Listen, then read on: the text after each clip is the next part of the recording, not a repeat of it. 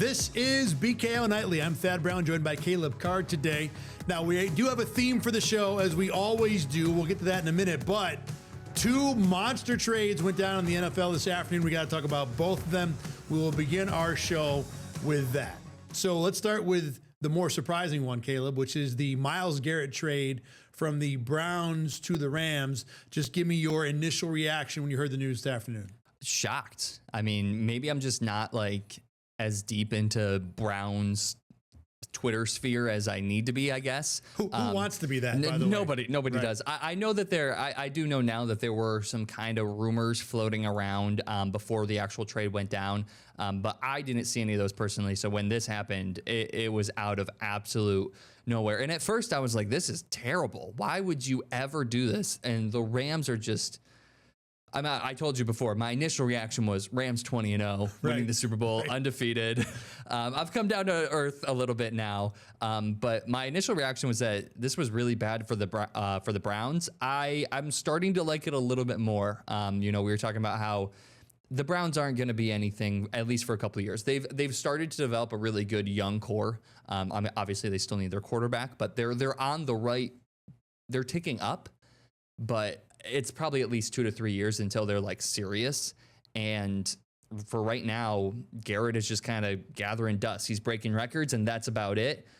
So I do think, getting a really young guy, Jared Verse, who can be really, really good with 3 picks. I think I would have liked to see another first in there, maybe. But I do think that this is still a good trade for both sides. It's funny that you said it was a surprise, because it really is a big surprise. But I wasn't surprised because all of the pieces involved were not surprising. In other words, Myles Garrett being traded for all the reasons you laid out, not a shock. The Rams trading for taking the big swing, also not a shock. Where these teams are in their various life cycles as franchises, all those things are like, I could see that. I could see that. I could see that. So I wasn't that surprised by it. I really think it's a really good deal for both teams. For the Rams, they are very much win now, and they are win right now, considering that Matt Stafford's injury situation, he might break down at any time. Yep. And the Super Bowl is in LA this year, so they want to win this year even more than next year. And like you said, for the Browns, it makes not much sense to hold on to Myles Garrett, but more importantly, they got a player in Jared Verse who can be a competent, reasonable replacement to Garrett as the top dog on the outside. He's not going to be Garrett. No. But in year 3, at least not right now. I don't think ever, frankly, because Garrett's Garrett. I mean, you know what I'm saying? Yeah, but he can. There's like 4 people in the history of the league that are in that caliber. I think he can get pretty close, though. I agree. I think he can get to Garrett is in a league of his own, but Garrett is the best defensive player in the league. I think Jared Verse can get to best defensive player in the league conversations.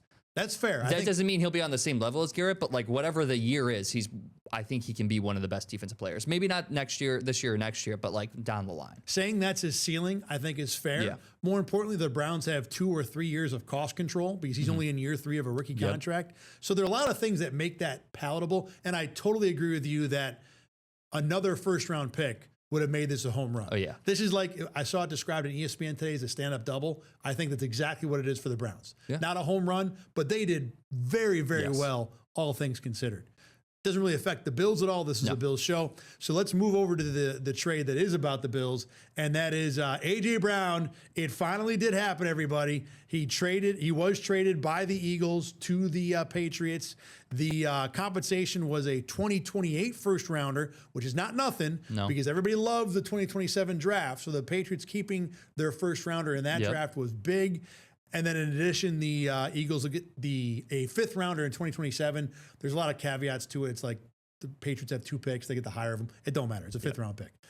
Give me your A.J. Brown reaction. Not that we haven't been reacting to this, like you said, for weeks and weeks now. Yeah, this is one that we talked about this on the show. How long can we talk about it? We've been talking about it for weeks at this point.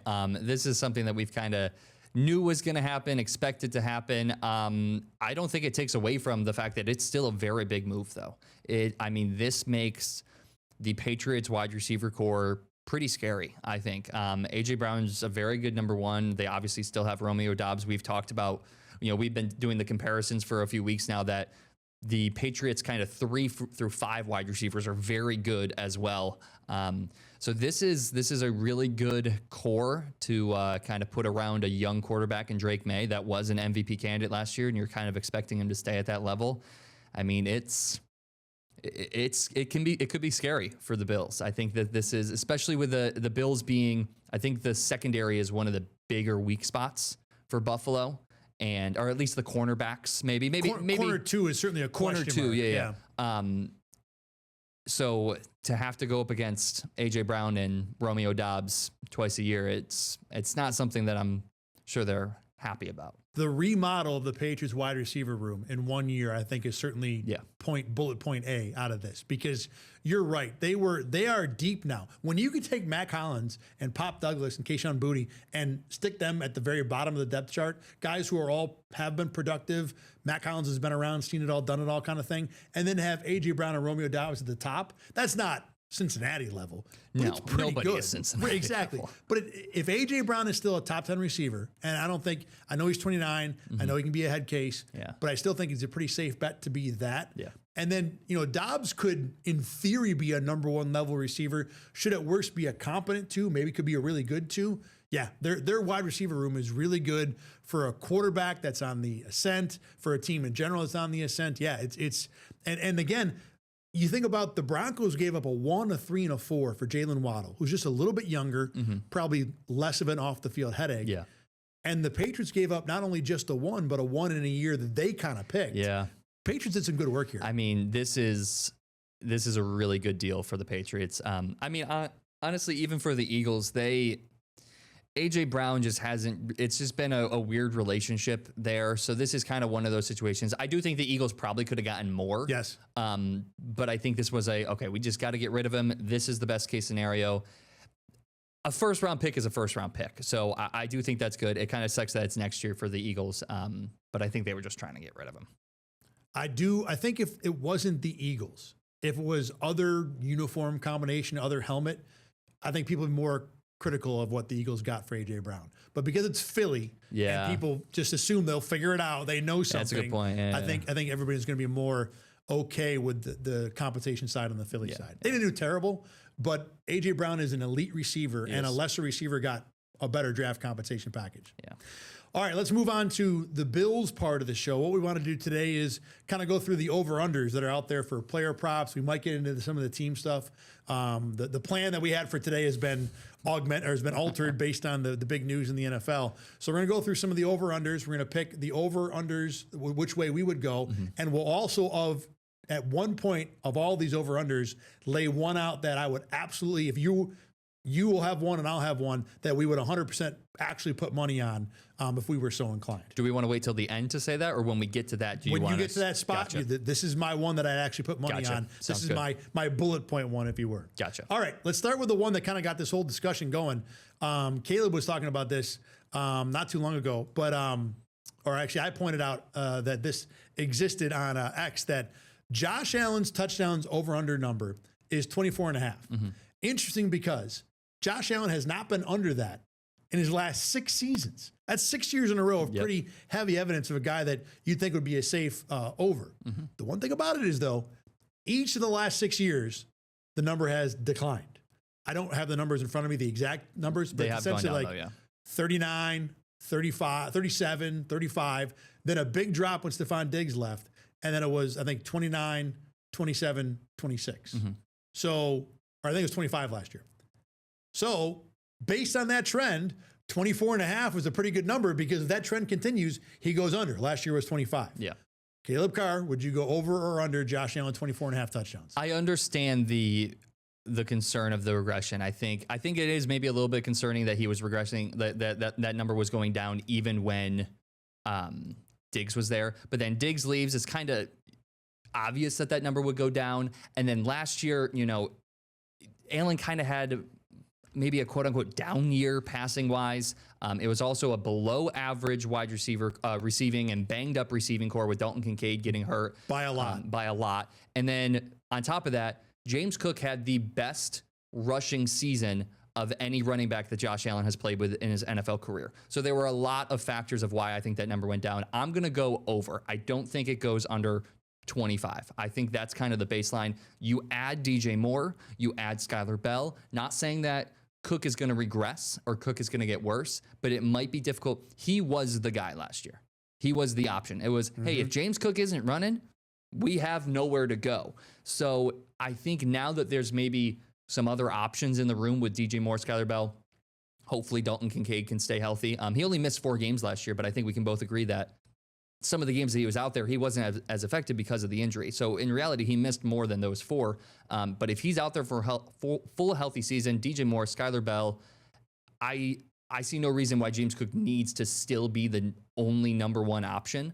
And for that reason, I think that they're going to lean on the pass game a little bit more, which in turn leads to maybe a few more touchdowns. I don't think he's going to sniff like Stephon Diggs numbers, but I think over 24.5 is a safe bet. I'm with you. And I think in the course of this conversation, we're going to see that the overall view for me, I think, is going to color all of these over-unders to a degree. In other words, because I think of the Bills are shifting the offense a little more passing heavy because of DJ Moore in particular, I think that might color all of my over-unders here. But I'm with you on over 24.5 touchdowns for Josh Allen.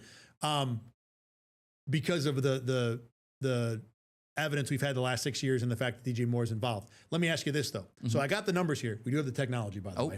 I located the exact touchdown numbers. I know, look at me. So here was the regression that I talked about. 2020, Stephon Diggs comes on board for the first time.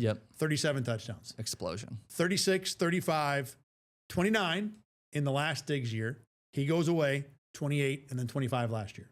So small regression the first 3 years and then big drop and a little bit the last 3. That small regression when Diggs is there doesn't really bother me that much. And then I think that the regression, like the drop off from when Diggs left, and especially from last season, I think there's plenty of evidence to point to why that happened. Like if Diggs was still there and all of a sudden it drops down to 25, there would be some concern. But Diggs left and he wasn't really replaced, or he was at least attempted to be replaced, but nobody was really able to do it. DJ Moore is the best thing. He hasn't even stepped on the field in a Bills uniform yet. He is the best thing that the Bills have had since Stephon Diggs in that room. And I see no reason why it continues to drop if you put in a player like that. We'll have more points on DJ Moore in a minute, but let's move on to the next Josh Allen over-under. Josh Allen, 3,549.5 yards over-under. Here's the background on that. If Josh Allen can get the 3,550 or not, Josh Allen has not been under 3,600 yards in any of his last 6 seasons. Now, when Stephon Diggs was here, all 4 of those years were 4,300 or more. Stephon Diggs goes away. The last 2 years were 37, 31, 36, 38. So Caleb, over, under, Josh Allen, 35, 49.5. Pretty much all the exact reasons that we just said with the touchdown one, I'm going to go over. This is the one that I'm slamming. This is one I'm putting money, like if I need to, I'm putting money on. Like you said, last year he had over 100 yards more than this. And like we said with the touchdowns, that's a below average receiving and banged up receiving core. I'm expecting that Cook will not take a back seat, but not maybe be driving the bus as much as he was last season. And then DJ Moore, Skylar Bell. I don't think Moore is as good as Stephon Diggs, but like you said, would you say it was over 4,300 all those 3 seasons? Those 4 years, yep. Those 4 seasons. I said take that back. 1 year was 4,283. 4,283. So it's still over 4,000 yards all of those years. By a lot. I'm not saying that he's as good as Stephon Diggs, but like I just said, he's the best thing the Bills have had since then. It's hard to see you put in a player that obviously upgrades your receiving core and their passing yards go down from last year. It's hard to see that happening. The other part of that is too, in the similar vein, last year the Bills had the leading rusher in the NFL. The leading guy. So one would think that James Cook will not have the same type of year again. Yep. And if that happens, then Josh Allen has to throw for more yards. So if last year he was at 36, 38, with the leading rusher in the NFL, how does he go under this? The only reason I can think that Vegas would throw up this line would be is if at 30 years old, Josh Allen injury is starting to become a factor. Because over-unders, they don't, you'll get a pass if a guy gets hurt. So I can't, if Josh Allen plays 17 games, I'm with you. I can't see how he goes under. I'm not going to make this my betting one. I'm going to have that in a minute. But yeah, this feels like an easy over to me, to the point where, especially in concert with the last number, 24.5 touchdowns, 3,550 yards. It seems like the Bills are moving back towards throwing the ball a little bit. Why would those numbers go under it all? Yeah. So this is one of those where, as a bettor, you're like, man, the hotels are pretty big in Vegas. What do they know that I don't know? And I mean, again, we'll talk about Cook in a minute here. I don't think Cook's going to have a bad year, but to replicate what he did last year and to replicate like the workload that was put on him last year, I just don't think it's happening again. All right, let's move to the receiver we've talked about quite a bit, and that would be DJ Moore. His line for yards this year is 799.5. So does he get to 800 or not? And that number has gone up. When the numbers first came out, he was at 775 was essentially his line. So that number is inched up a little bit. The history for DJ Moore in terms of whether he gets 800 or not, he missed it his rookie year, he missed it last year, and was over it every year in between. So Caleb, over under DJ Moore, 800 yards essentially. I'm going to go over. And one of the main reasons is the other thing about those, you just mentioned only his rookie year and last year. Those are also the only 2 years. He had 82 targets his rookie year and 85 targets last year. All the other years, I believe, were at least, I think they were above 100. Maybe one was below 100. No, the least number of targets other than his rookie year or last year was 118. 118. Last year, Khalil Shakir, as the quote-unquote wide receiver number one, had 95 targets for the Buffalo Bills. I think DJ Moore is a much, more concrete wide receiver one, will be a much more concrete wide receiver one this year than Shakir was last year. So you would think he's going to get more than 95 targets. If he hits that 100 target mark, I see no reason why he doesn't. I don't think he's going to have like a 1,000-yard season, but I think 800 is a pretty good bare minimum to put for him. I think so too. I'm definitely going over, and this is the one that I would bet on. Okay. And I'll explain why. The Josh Allen one seems an easier bet, but again, I think with that one and even with this one, Vegas might be figuring some injury into the mix. Now, look, Josh Allen's been as much as a dependable guy who will answer the bell as anybody, but DJ Moore literally has not missed a game. I'm looking at it right here. Last 5 years, 17 games, 17 starts, 17 games, 17 starts. All he's got to do is be on the field for those 17 games, and you're right, he will be over 800 yards. And I think the targets number is a good one to call out. The one that kind of put it over the top for me is even last year when the Bills were still doing everybody eats in 2024, Khalil Shakir had 821 yards. Yeah. So if Shakir, who's a good player, but I think a lesser receiver than DJ Moore, in a year where the Bills intentionally are trying to spread it around, still got to 800, there's no way DJ Moore doesn't get there. So this is why this is the one I'm going to put money on of all the ones that we were going to talk about today. I think Shakir also isn't as much of a downfield threat. I think DJ Moore brings a little bit more of a big play opportunity, which you hit a couple of big plays and all of a sudden you've got 200 yards in week 2. So I think he can definitely hit 800. All right, let's go to the running back now. James Cook, we'll start with his touchdowns number. 10.5 over under James Cook for 2026. He's only been over it the last 2 years. Had 16 2 years ago in that breakout season, and then only had 12 touchdowns last year. Now, keep in mind, this is rushing touchdowns, not total touchdowns. So receiving stuff does not count. I didn't remember him only having 12. In my head, I thought he was bigger in terms of that number. But 12 was the number last year, and the mark to be over this year is 11. So over under 10.5 touchdowns for James Cook. This one I was kind of back and forth on. I think I am going to go under, though. I don't think by a lot, but again, I just think that you have more offensive weapons. A lot of especially this touchdown one, is based off thinking that Dalton Kincaid, or hoping that Dalton Kincaid is going to be healthy. I think if Dalton Kincaid's healthy, he plays an extra 4 games more than he did last season, and he's just a little bit more reliable than he was last season due to injury. I think he probably takes a few more red zone targets than away from Cook. Again, I don't think that Cook's going to decrease in his level of play, but I think the number of opportunities that are going to be given to him might go down just because there's more mouths to feed on this team now.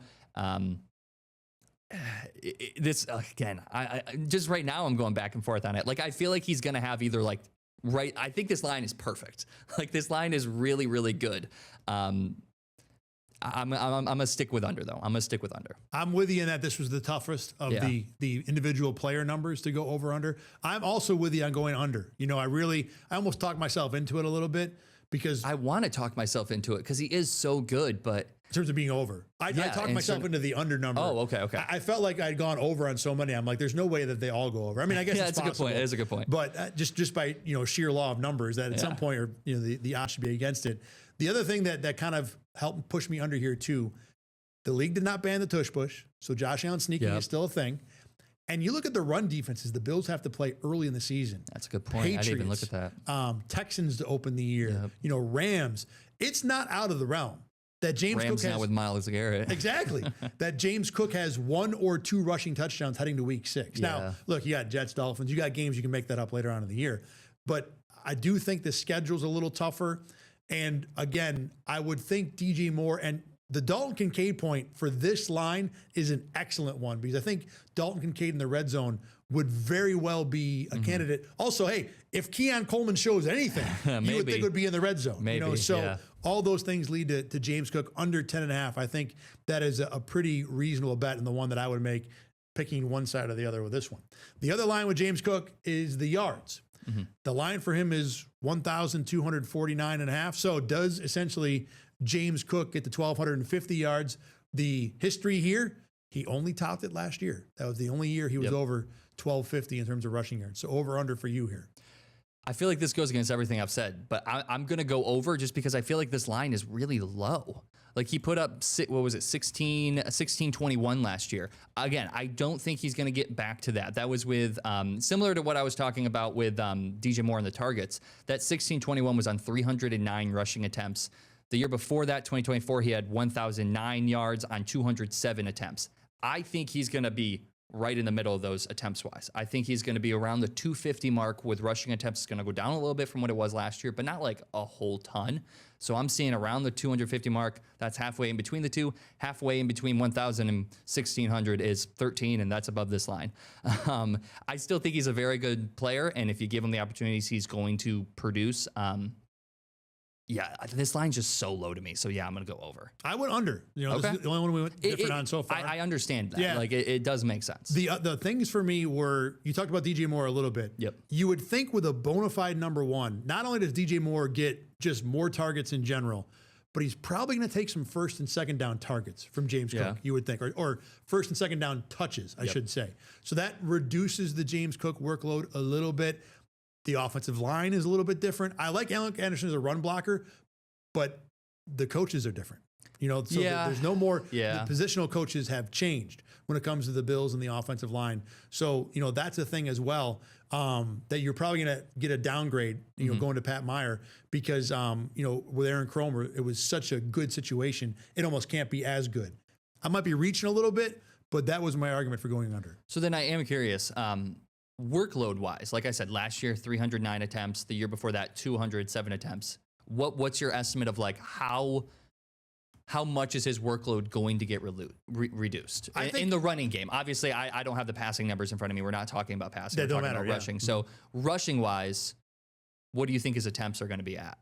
I'd put him somewhere in the neighborhood of the 237 he had the year before. I think, again, a significant chunk that's going away. The other thing, too, is the schedule's tougher. So there's less of James Cook just touching the ball all day in the third quarter against as many times as he did last year. That's a good point. That's a good point. So I think, and he doesn't take a whole lot. I know he was at 1621 last year. So you're like, wow, you got to drop almost 400 yards. Yeah, but if you put him back in the season in the realm of just being a human being, a normal, really good, not number one rusher, I think you can get him down under 1249. And again, injury is a factor here too. He's a little bit of a smaller player. He's been real tough. He's fighting all the time for extra yards. It only takes missing a couple games to where you feel like 1250 is an easy number to get under, I would think. I would say I'm, as much as I am going over, I do think you bump this up to like 1299.5. 1300? Like you bump it up to 1,300 and it starts to get a little bit more difficult for me. Let me go back. Josh Allen touchdowns, because I thought of this and then didn't bring it up. If that number was 29.5, where would you go? That to me, that was where I would put the line. That's a better line. Yeah. Like we talked about how good the Cook rushing touchdowns line is. I don't think the Allen passing yards and touchdowns are good. Like it's I think high enough. They're not high enough. 29, as you said, 29.5. Yeah, for Josh Allen touchdowns. I think maybe I have too much confidence in DJ Moore. I think I'd still go over there. I don't think it's unfair. I think I'd still go over, but that one is a lot harder. I'd probably go over 2, but if I was Vegas, that's where I would set the line, like I said. Yeah, I feel like this is I'm sitting here looking at it now. I'm like, I might go put a parlay, just right? touchdowns and yards. Like I might actually do this. One would think if DJ Moore is over in yards and Josh Allen plays 17, if they both just play 17 games. You would think they both hit these if they both are on the field for 17 games, yeah. This is the one that I thought was the hardest. Bills wins 10.5. Yeah. I'll go first on this. Let you think about it for a minute. I am going over. My thinking is Jets, Dolphins, Raiders. That's 5 wins. Yep. So all they have to do is go 6-6 on the other 12. So if you want to even break it down more, 4-2 at home and 2-4 on the road. And that by itself just feels doable. I know the schedule is really hard or harder, but I think they can get to 11. I think so as well. I went over. I think 11 is where I'm like, yeah.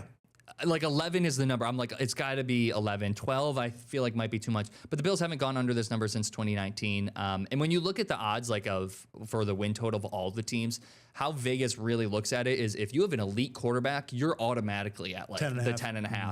And then if you've got a little bit better, then they'll bump you up to 11.5. Like I think the Ravens are 11.5. If things are struggling a little bit more, maybe you go down to 9.5. But I think that's good. And the Bills have maybe the most elite quarterback, arguably.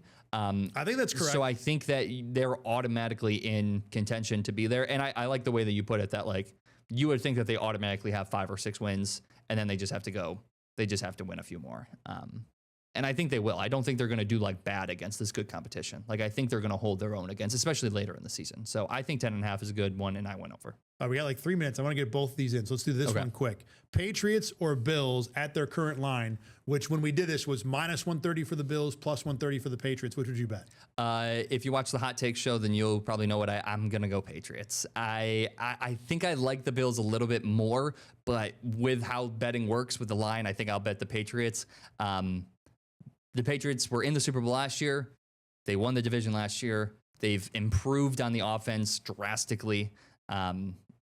Until I see them not too good, I just have to assume that they're going to do good. So Patriots. To me, this matchup is so close. If I'm getting one team at significantly better odds, I'm taking that team. Yeah. It's New England. Yeah. The plus, if it was reversed and it was the Bills +130, I'd take the Bills all day too. Mm-hmm. I think the Patriots might be the slightly better team and might be my pick to win the division. But based on these odds, Patriots +130 or one. Yeah. It's already down to 125, by the way, from yesterday when we talked about this. Yeah. With the A.J. Brown stuff, I would assume that gets moved a little bit. Yeah, that's a good point. Yeah. I didn't think about that. Yeah. You're right. Okay, and then the last one. If you had to bet on an AFC team to win the championship, based on the odds by itself, which team would you pick? Go ahead. Cincinnati Bengals at +1,000. Taking the Bengals. I think they've upgraded a little bit on defense. Obviously, you lose Trey Hendrickson, but you add Boye Mafe, Dexter Lawrence, Jonathan Allen, Cassius Howell in the draft to the D-line. The secondary still concerns me a little bit, but if I have to take a team in a shootout, I'm taking the Bengals offense. They're just so incredibly elite. Obviously, that's if Joe Burrow plays all 17 games. Well, that's part of the bet. You got to put that in there. Yes. Yeah. That's if he plays all 17 games. But at +1,000, I think that's the 7th best odds in the AFC. And they also have a super easy schedule. They have the 3rd easiest schedule and the easiest in the AFC.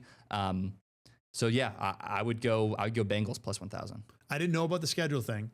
But I laughed when you said that immediately because that was also my pick. Really? Okay. Of all the teams in the AFC thought you were to land okay. on. Yeah.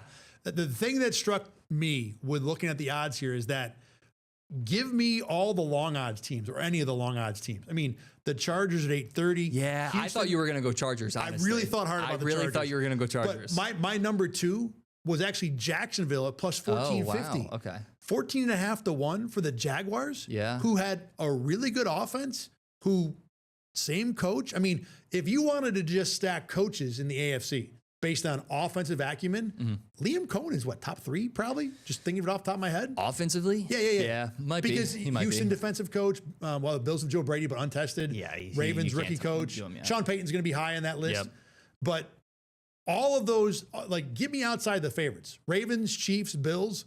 I want no part of those numbers. It's these long odds. I mean, Denver's +1025. I was going to say, I don't hate Denver either. They didn't really get any worse on defense. They just did it last year. And then they add Jalen Waddle to the receiving core, which you would think only makes that offense better. But yeah, I landed on Bengals as well. Bo Nix being hurt, I think, pushes the Denver one. Yes, it definitely does. It definitely does. All right, there you go. Bet the Bengals, everybody. I know people who are Bills fans who watch the show don't want any part of that. All right, that's going to do it for this edition of BKL Nightly. I want to thank Caleb Carr for being with us as always. We'll be back with you again on Thursday. Remember, you can always find this show on YouTube and on Spotify, and we will talk to you again in a few days. For Caleb, I'm Thad. Thanks for watching and listening.